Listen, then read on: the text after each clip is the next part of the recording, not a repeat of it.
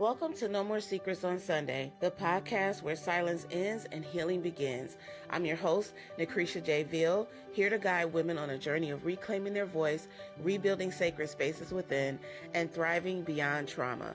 I'm here with my co-host, Chariece Cylar, and each month we'll shatter the silence that holds us back and share stories that empower and explore tools to heal, grow, and live boldly. It's time to break free. Together, let's get started. Welcome to No More Secrets on Sunday. I'm your host, Nacrissa J, Vil, and Chariece Cylar. And we today are talking about releasing the hidden cost of secrets on your soul. So this this one came in a voice note a couple of weeks back. Chariece, you want to talk a little bit more about this ideal? She just keeps coming up with these great ideas to really share with you guys, and so I'm not, as long as she brings them, I'm going to keep using them. So here's the thing. First of all, thank you for that credit. However, you mentioned something one day about isn't debt more than financial, and it triggered me in a good way. Oh, a good trigger. Look at that. It happens. Yes. A positive trigger.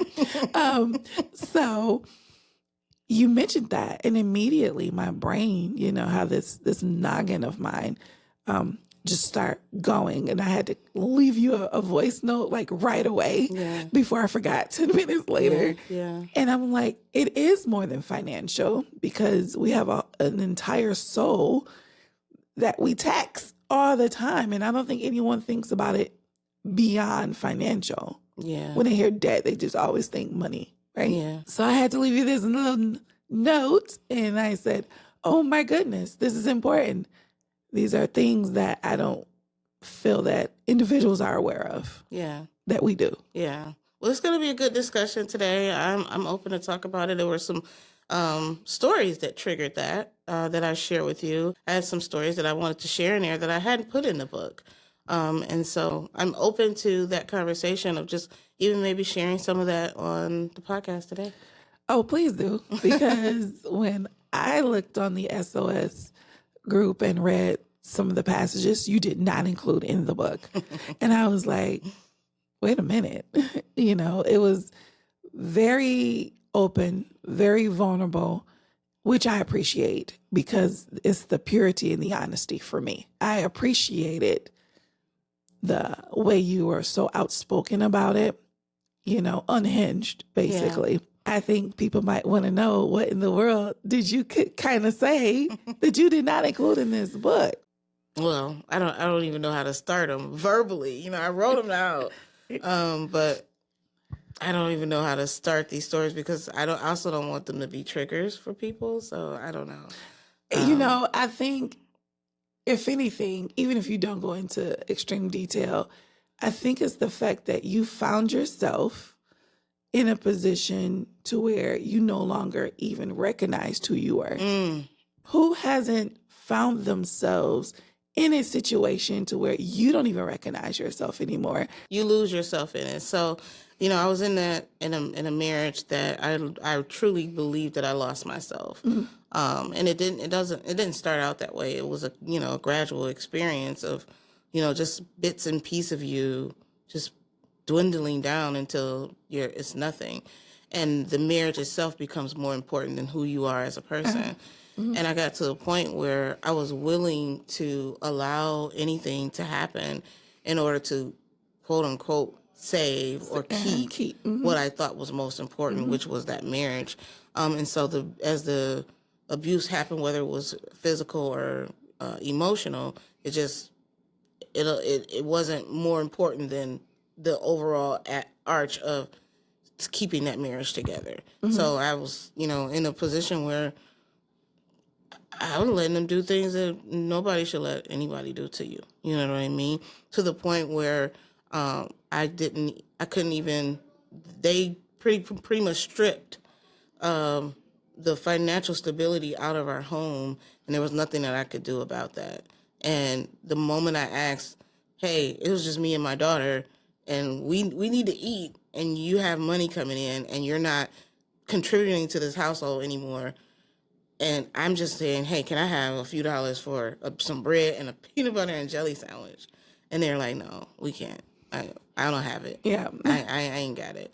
So it brought up that ideal of, financial trauma. And in those moments, it was financial, but it was also spiritual. My ex-husband was telling people how like, oh, it was horrible. She never wanted to work. And I laughed. I said, if for people who've known me, first of all, I'm a Capricorn. Get that in your head right now. If you know what that means. Workaholic, 100%. I've worked since I came out the womb, baby. Okay. And I love it. I love to work. That's who I am. Yeah. But for people who grew up with me, I've always had a job and I was taking care of my mother. I was taking care of everybody. So for someone to make up a story to cover themselves, because they couldn't tell the real story was I was the one making the money. I was the one paying for everything.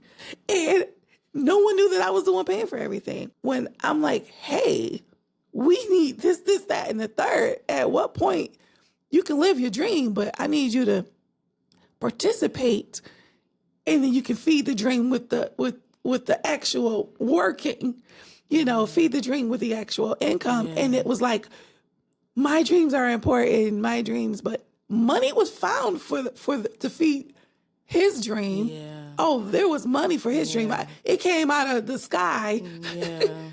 But when it came to covering life, it was always on me. Yeah. And then all of my work stuff got put to a halt because it was like, no, my stuff is important. You stay here, take care of them, to where I was consistently neglected. I look back at old pictures and I'm like, who is this woman that looked like no one gave a crap about?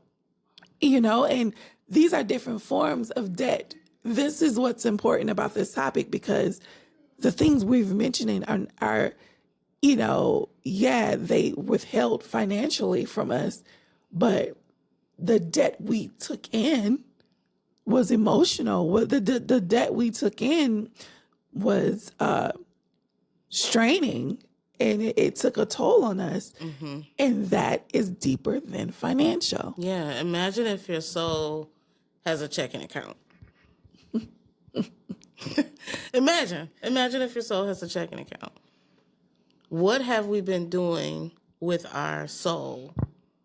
Have we been managing our soul, quote unquote, checking account well in those situations? And I can tell you, I was bankrupt. Did someone say chapter 11? I grew up with nothing, but I'm feeding everybody. I'm making sure everybody's good. Mm-hmm.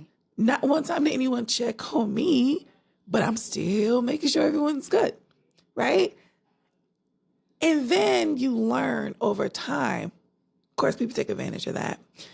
And then as I became older, then you learn that not only do they take advantage of it, but once they see that you're not doing for them, like you have to be available for them at the drop of a dime.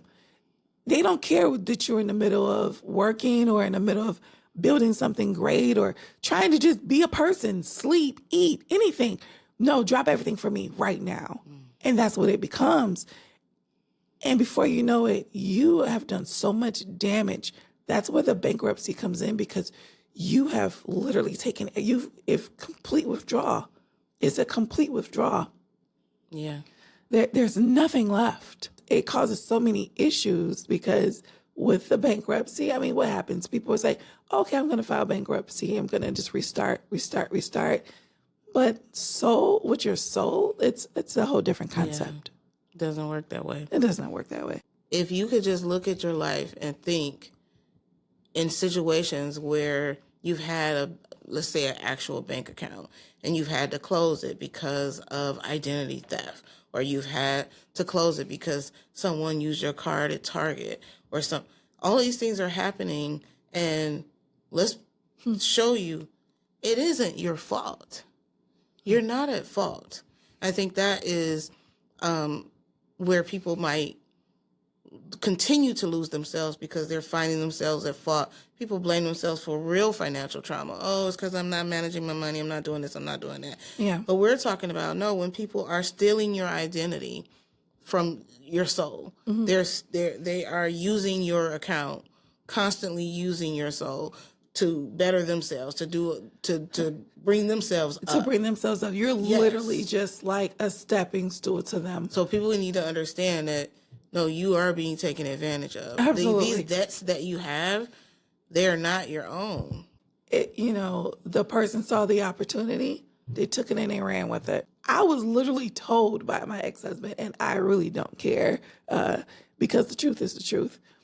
I was told, no one's going to believe you because everyone loves me. I remember I used to hear it so much. I tried to record it because it would be said so many times. I was like, no one's going to believe me. But you got people who might care about you and pay attention. And they can tell the difference. And they can say either you're not as bubbly or you've overexhausted yourself with pretending to be bubbly, pretending to smile. When you can't keep the facade anymore, at some point people notice one way or the other. It got to the point where leadership started pulling me to the side. They were like, I'm worried because whenever I ask so-and-so, hey, how are things? They just go, family's okay, whatever, no big deal. But when they asked my ex-husband about career endeavors, he would light up. He would get so happy. That's the topic he wanted to talk about. That's what excited him. And for them, that was a trigger for them because they were just noticing like, yikes, like, oh, all these things you're doing is not for your family. It is for you. Right. And I was the step. Hey, okay, cross this off. Kids, cross this off. I'm about to build this great career and I'm out. And there was a whole plan that was set aside that I didn't find out about till I was in the middle of divorce. A whole separate financial plan, had a whole separate everything. So while you're making me suffer, you are building a life for your next whatever endeavor. You are indebted to someone that you have messed your life with. Mm-hmm. Now their withdrawals are your problem. Which brings me to this. Have you ever heard of emotional overdrafts? Not necessarily, but I can see how that could possibly fit in. Tell me a little bit more about. So an emotional overdraft was everything and these are just of a little bit of our stories. We've been through way more.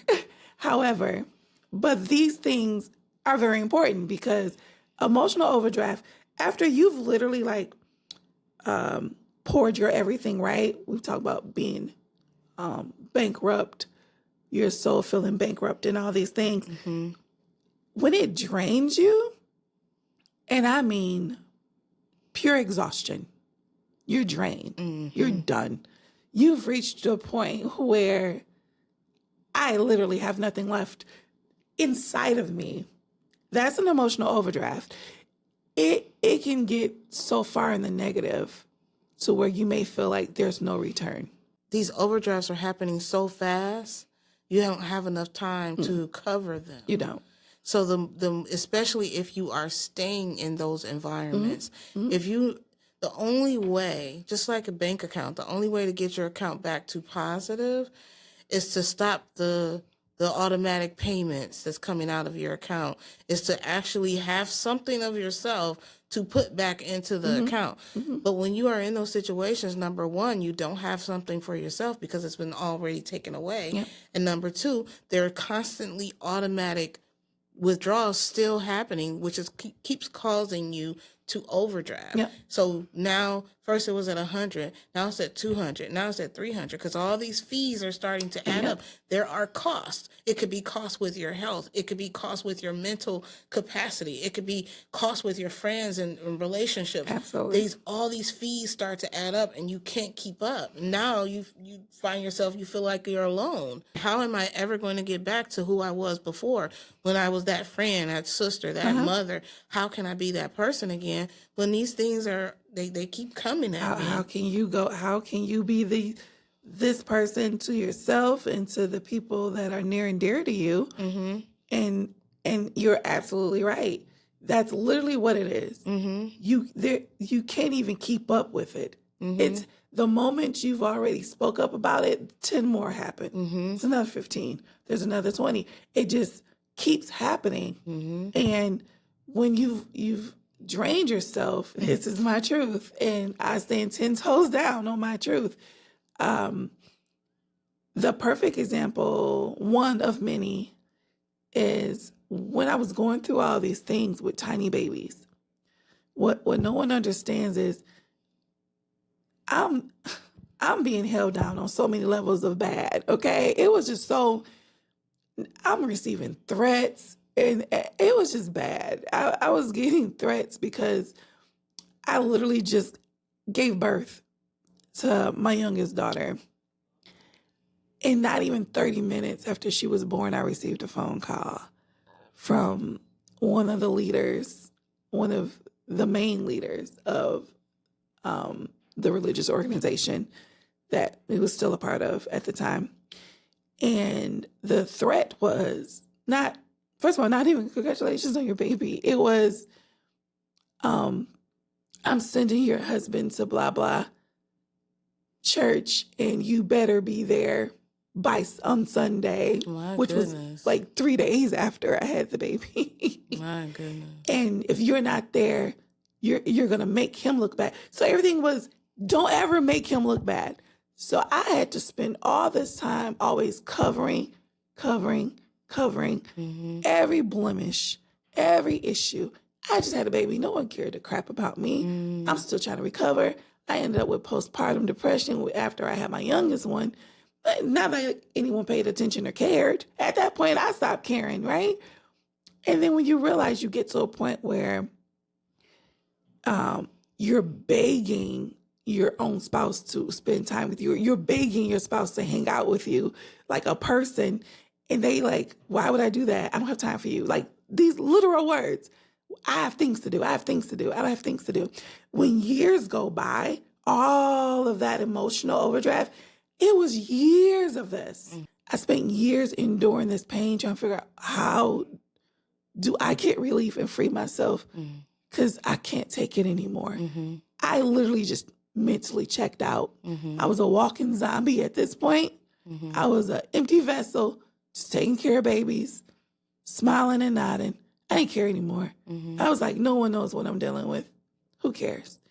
And I think that's important for you to say, because we come from heavily religious organizations who should have cared.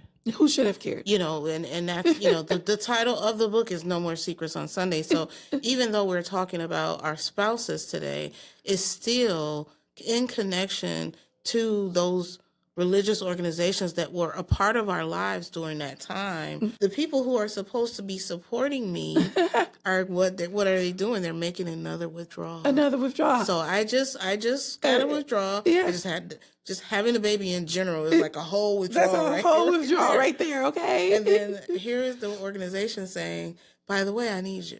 How are you calling yourself an organization that is here to support and to deposit into us? But you can't deposit when you see, the only deposits that are being made is if I do ask you something about what's going on, it's for the next gossip section. It's not to help you. That's horrible. It's for the next meeting so we can say, let me tell you what I found out. And so many people about go through Nacrissa. that. So many people. But see, this is why people stay silent. Exactly. This is why people use silence as protection. It's just like a regular account. Who are you going to tell that your account is overdrafted? You're not about to walk around with that. $1,000? Who's doing that? Oh, by the way, I just overdraft my checking account $1,500. Hey, what are you Look doing at tomorrow? me. Check me out.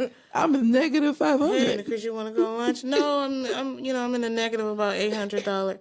You're all. not going to talk about it. That's why that silence is there, because you're constantly trying to figure out, what do I do to fix it? But see, people, when they're the ones doing all the damage to you, like when I became the shell, the advantage of the person causing the draining knows when they're gonna pull this great plan. All these years you told me you had no time for me. And you slept downstairs. I slept upstairs, but nobody knew that.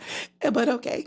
And all these things, you wanted nothing to do with me because your focus was your career, your dreams. However, you picked the last 6 months to make it look like you're trying, because what happens is, see, for the outside eye, oh my God, oh, I heard he planned a date. Oh, that's so nice.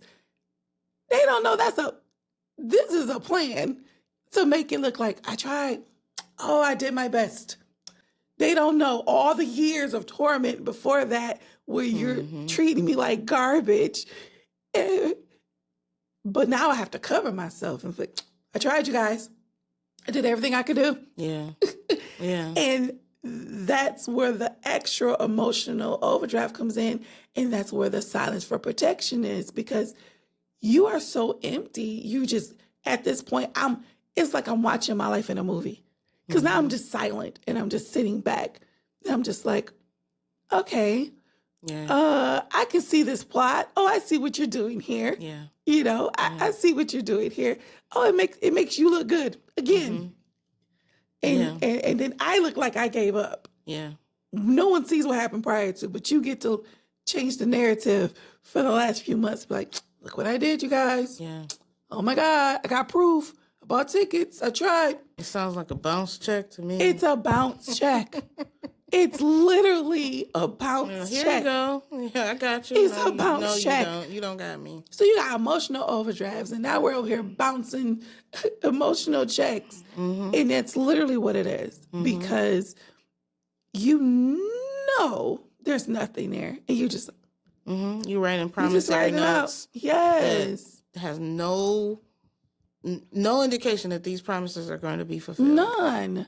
And you know, while you're writing it, you know darn well you're not about to fulfill this. It's literally just so you can go show receipts to other people. Like, remember we used to write and they had the carbon copy? Yeah, that's all it is those carbon receipts. Yeah. It's like, hey, you guys, 2 weeks ago, I did write this out. They don't know that you don't have it, that you didn't mean it. But hey, you show them this and they're like, oh, we saw it. Oh, wow. It's literally a bounce check. It's literally and it's so sad because that's what they do. And then we get silent, and then we have to create platforms like this to help everyone, because we can be honest about our lives. Yeah, no more silence. Like, absolutely. That day has ended. Silence is not even in my vocabulary. All these overdrafts, you're now in the negative. You're emotionally, physically, mentally bankrupt. Yeah. Not even just bankrupt, just like in the hole. In the hole. How do you get out? The only thing is to open up and speak your truth. Those truth deposits are so valuable. I'm sorry, did you just make a self-deposit? You didn't wait on someone else to make a deposit for you? I just actually said, hey, my husband abused me. And boom. Oh, look at that. Freedom. Look at that. You can make your own deposits.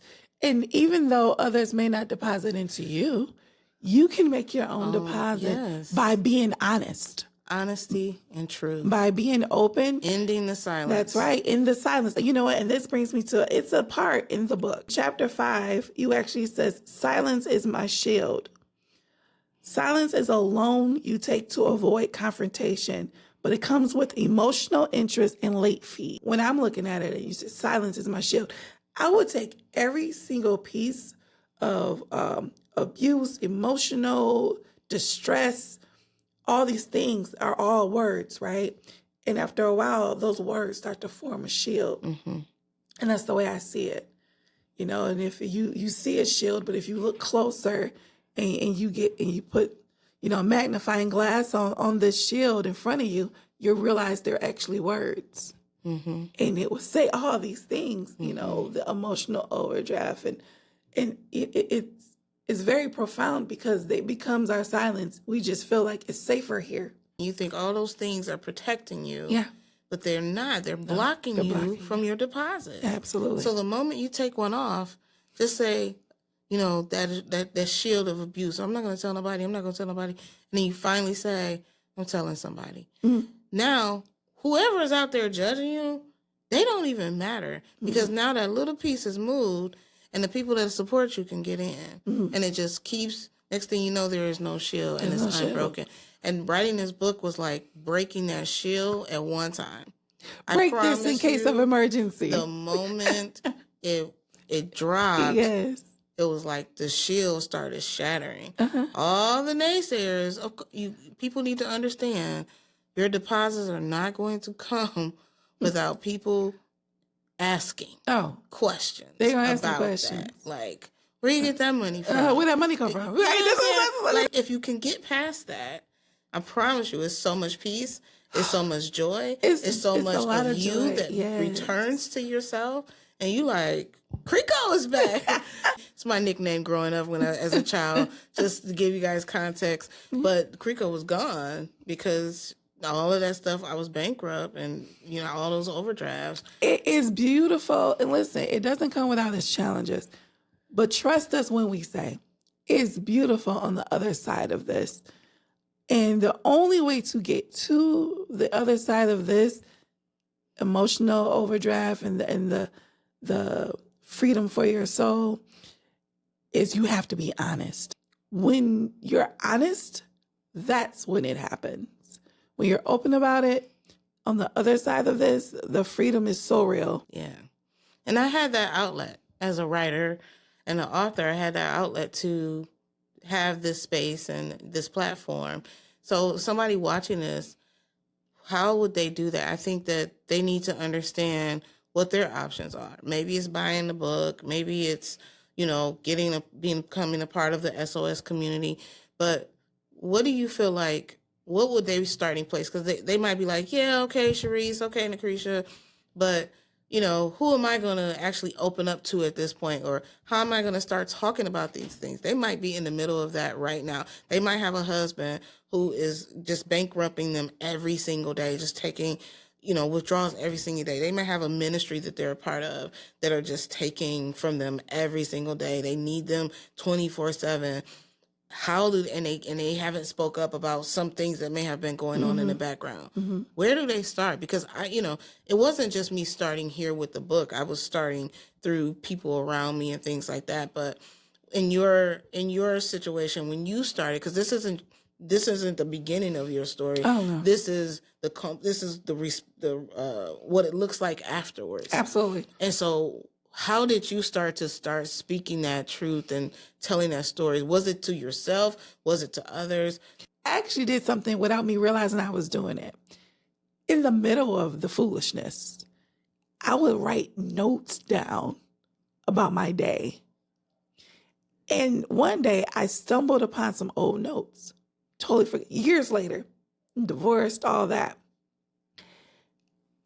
I literally took a step back and I was like, oh my God, I wrote this? I forgot. To the date of the event. Every day is like, oh, okay, I tried again. Like, I'm detailing my day.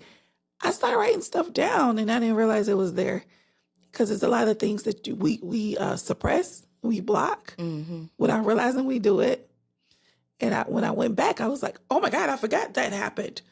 I forgot they did this. Oh my God. And it just got worse and worse. But it actually helped me.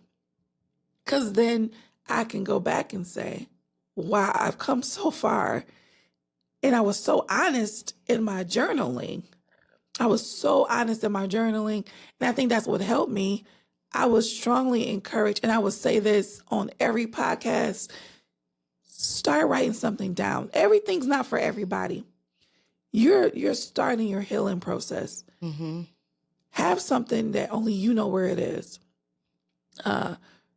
Write down however you feel. And don't protect the pages. Write it down. Don't say, well, I can't say that. Yes, you can. It's your book. It's your page. It's your journal. I don't care. I don't care if it's vulgar, whatever it is for you, you have to be honest about it and you have to get it down. Yes. I strongly encourage journaling and honest journaling. And then when you get from there, and the word safe space gets thrown around so much now, but you're a big party of 3 or 4 people, you know, they may not be as open about their stuff either. It might help them become vulnerable to where you realize this is actually your group, you know, and that's the next level because now you have a safe space to lean on with the journaling. Yeah, I do think there are levels to it. There's so many I levels. do believe that. I do believe there are stages, but I do believe that we can get to a point where we can be open and vulnerable beyond those circles. Absolutely.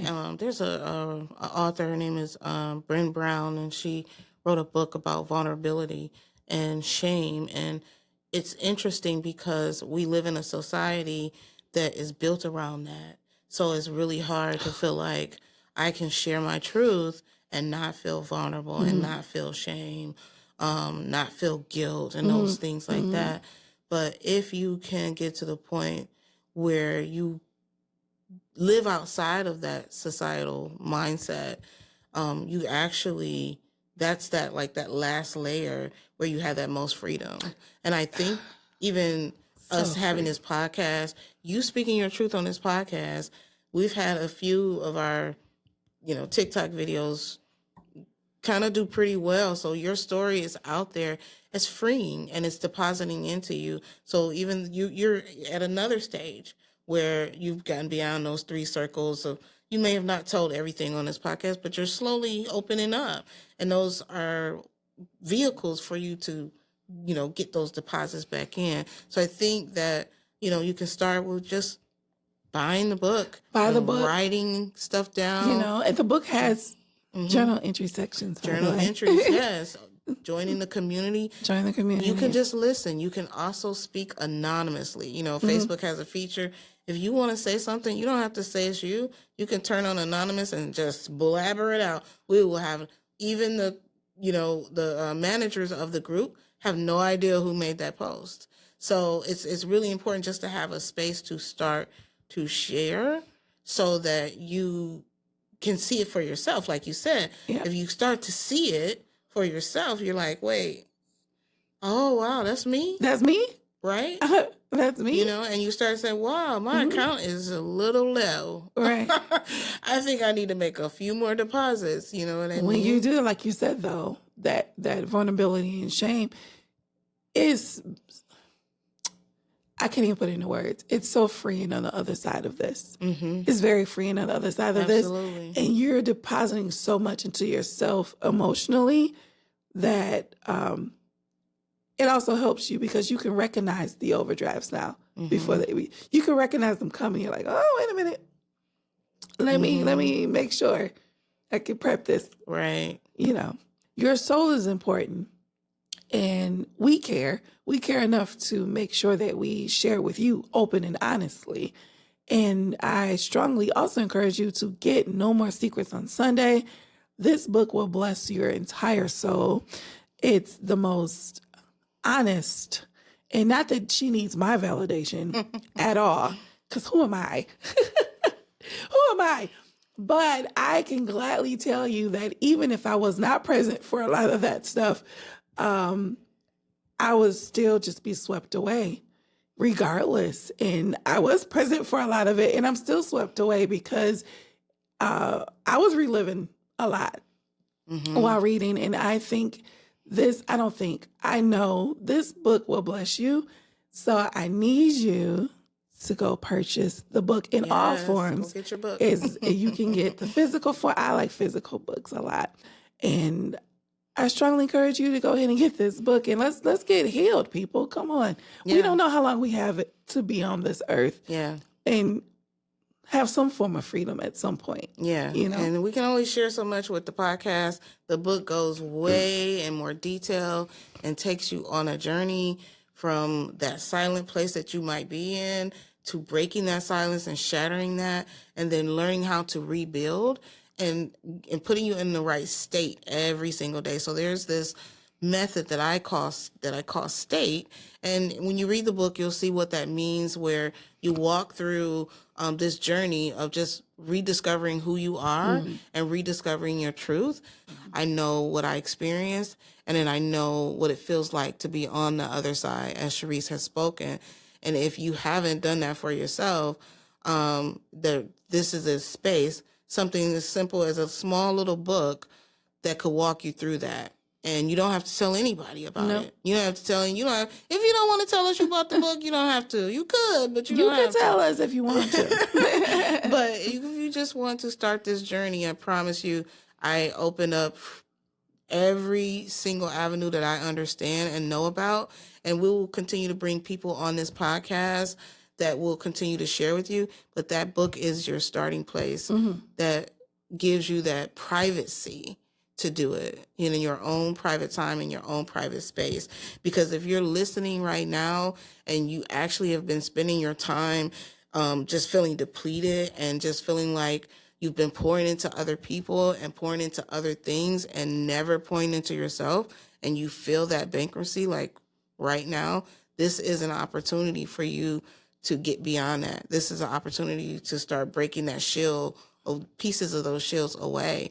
The fact that you're listening to this podcast means that you want that, that there's something you're holding on to that you haven't spoke about, that you haven't shared, that might be eating you up every single time you put your head down to that pillow, and you wish that you could speak to somebody about it, but you haven't. And that keeps you in that bankruptcy state. But we want you in a new state. We need you out of bankruptcy. Yes, this is why you're here. You don't want to be spiritually broke, okay? You don't want, there's a song my daughter be listening to, and I don't like the song because I feel like it's a slight against people who have financial trauma. But she talks about me because if, I'd be like, oh, I'm not getting that today. Then she'd be like, brokey. And I'm like, what is that? Who says brokey? What is this word that you keep talking about? Goodness. Oh my goodness. That's hilarious. But we brokies in the spirit. We're brokies in our soul. You know what I mean? Because I'm like, oh, okay. So this is a new word to call people broke. Oh my goodness. Life has surely changed over the years. Good grief. But you don't want anyone to have access to you. You want to be able to build that back up first and know how to manage, have managed over your soul and not be a brokey. Don't be a brokey, apparently. Good grief. I learn something new every day. Girl. But I definitely encourage you to do so. You do not have to cry yourself to sleep every night. We've been there. Yeah. Have we been there? Showers. Oh my goodness. Turn the shower on so nobody can hear you. So nobody can hear you. I was sitting in my car and just boo-hoo and boo-hoo while everybody was asleep. And then I'll just go in and shake it off like, I know my life is miserable, but it's okay. Girl, the car was the safe space. The car was the safe space. Banging the steering wheel. Yes. Drenching, crying. Yes. The car was where it went down, okay? Girl. All the tears. So, I'm a mom, so I didn't get to really do much with the showers because the kids would just come find me wherever I was. I never had me time. But the car, that was where I got all my tears out. You don't have to do that by yourself. We're sitting here. The reason why we can laugh about it, because, sweetheart, we've done the work. Yeah. And we're on the other side of this where we know how to handle these things.